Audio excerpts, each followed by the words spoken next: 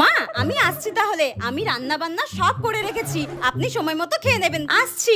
এ কি বৌমা, তুমি এত সেজে গুজে কোন রাজকার্যে যাচ্ছ শুনি? কেন মা, আপনাকে যে আমি পরশুদিনই বললাম আজকে আমার বান্ধবীর বিয়ে, আমি সেখানেই যাব।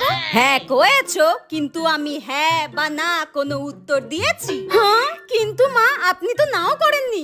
আমি কিন্তু একবার বারণ করেছি, যদি যাওয়ারই হয় তাহলে একেবারে তলপি তলপা গুছিয়ে নাও, একেবারে বাপের বাড়ি চলে যাও, ওখানে যা ইচ্ছা করবে চলে যাও।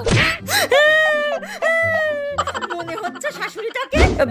মা শুনুন না, আমাকে প্লিজ যেতে দিন না মা, আমি পার্লার থেকে 5,000 টাকা দিয়ে মেকআপ করে এসেছি।